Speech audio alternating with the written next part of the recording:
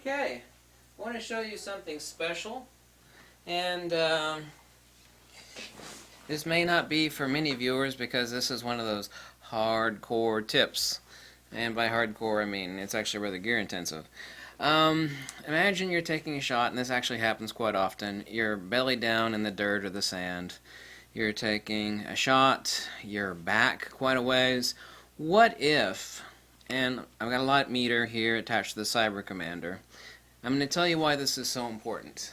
And this is also important for the Digibee that's coming out from Alien Bees, which was just announced to be released, since it also uses the same Einstein modules. By modules, I mean the Cyber Commander and the receiver unit that is actually plugged into this Einstein. The Digibee will use those identical units. What is the absolute... Time is money. Okay, period. Time is money. What is the absolute fastest way to have your studio strobes set up so that you, once I turn this on, I never have to touch it again? I'm going to show you a second video where I show you the close-up setup that I have here for maximum speed. I've seen a lot of studio photographers, and some of them are really, really good, but they're going back and forth between their camera and their light meter, or their camera, their light meter, and their studio strip. This eats up a lot of time, and they're composing the shots differently, and that requires the model to be remetered, or the subject to be remetered. And getting up, if you're back or if you're laying, you're sitting in the dirt and the sand, taking a beach shot, for example, and this is actually quite common, where a photographer will actually lay on his belly, his or her belly, take a shot. You just can't be wasting time like that. It's about getting the shot. You're not being paid as a portrait photographer or a commercial photographer in any way, shape, or form by wasting anybody's time, because time is money. If you can get the shot in a lot less time and not look like an ass while doing it, it's like, well, what is this guy doing? He's going out here, he's taking meter reading, he's adjusting his strobe, and he's adjusting his camera exposure. No. Why is this important? Now, obviously I have a lot of equipment here. I actually have my Sekonic meter on the back. I have my Cyber Commander with industrial Velcro. Why is this important? I never have to touch my studio strobe. Once I turned it on the top of my studio strobe, I actually have the receiver module plugged into the prong slot of the Einstein unit, which will be the same as on the Digibee unit. So this will be 100% applicable to the newly released Palsy Buff Digibees. And I also have a Pocket Wizard attached that's plugged into my sync port. Now on the Digibee, the sync port is down here, so no difference. So I have two receiver modules on my Einstein unit. Now the receiver module that's connected to the Einstein currently, the Pocket Wizard, is being transmitted to and told to trip via my Sekonic light meter. It actually transmits on the frequencies relational to the Pocket Wizards. On my Cyber Commander, which is specific to Palsy Buff, it's actually transmitting to the unit itself. I'm able to sit here, take a reading. Okay, I'm over here, take a reading. I need to adjust my power. Come over here, my Cyber Commander, I hit it, take another meter reading. Fine, I'm set. Now, the Cyber Commander has a hot shoe connector on it for putting in the hot shoe of your camera. Now imagine this. I'm over here actually metering a model or whatever product it is that I'm doing. I'm having to drop my light meter, come up here with my Cyber Commander and my hot shoe. And this is also the reason why the Cyber Commander from Palsy Buff has this little lanyard loop on the top of it. It's meant to be worn as a neck strap also. I mean, it is also a light meter in itself. It is not an extremely complicated light meter or a very intricate one like the Sekonic that I use, the 758DR, but it is meant to be worn as a fob around the neck for such cases that I can adjust the power output and the modeling light on the Cyber Commander and have a Cyber Sync. Now this is the older version. Palsy Buff has a new unit right here, and this is just a dumb trigger. I don't have to do anything here other than set my aperture, my shutter speed, and my camera. And once I turn my studio strobe on and flick the on switch on my Pocket Wizard, I don't need to touch unless I need to adjust the position of the head. Don't need to touch that studio strobe again. I can do all my metering from here. I can adjust all my power. Look how simple this is. I'm going to take a reading. Okay, this is what I got. I need to adjust. I need to raise or lower my power.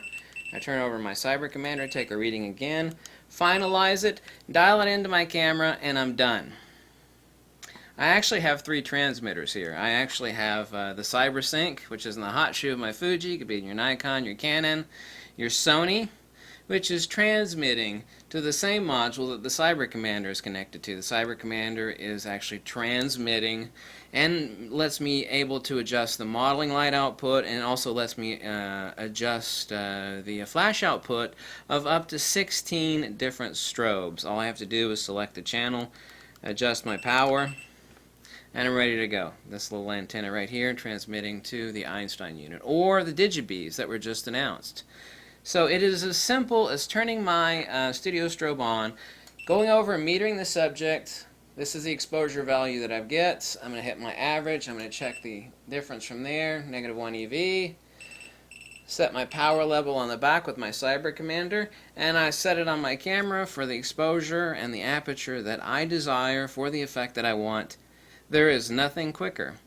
And I have not seen...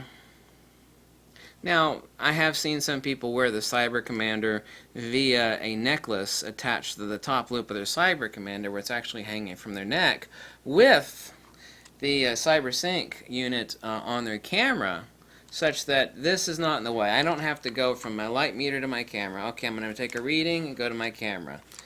Take another test shot and go to my meter and go to my camera again. I don't have to do that.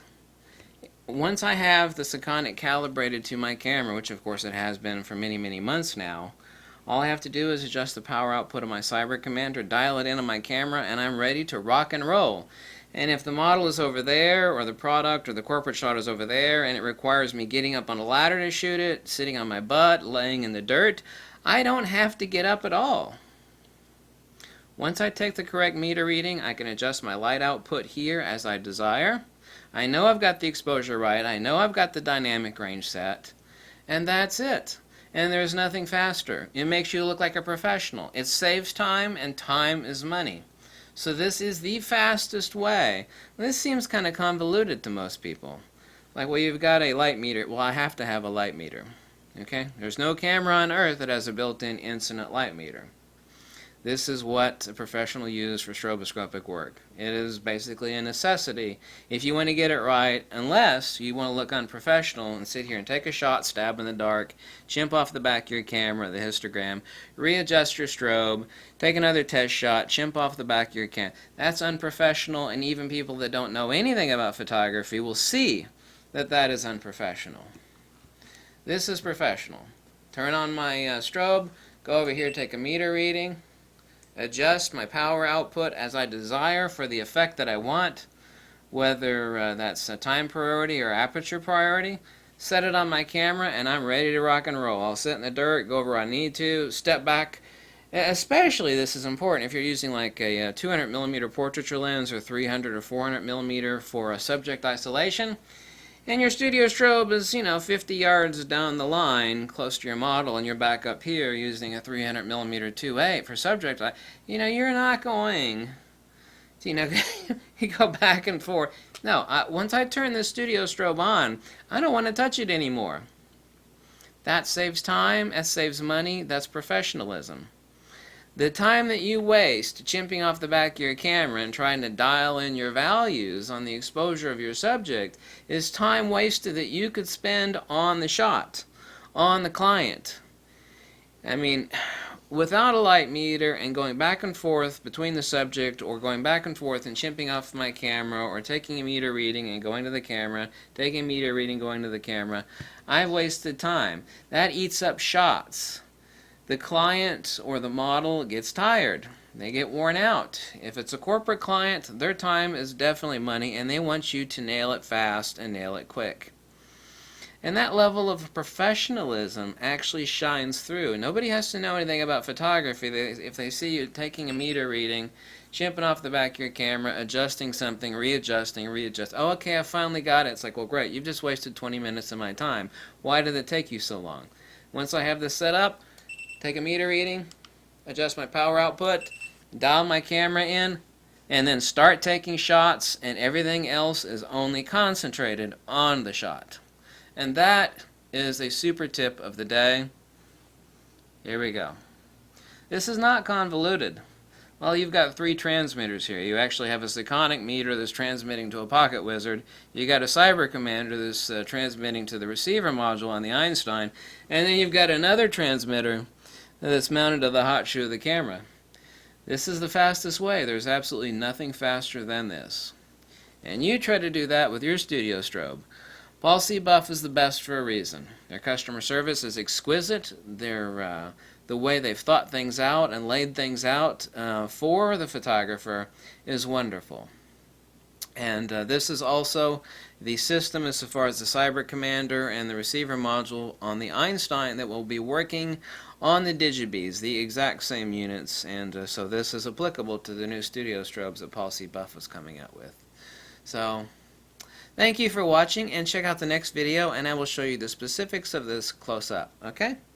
Thanks.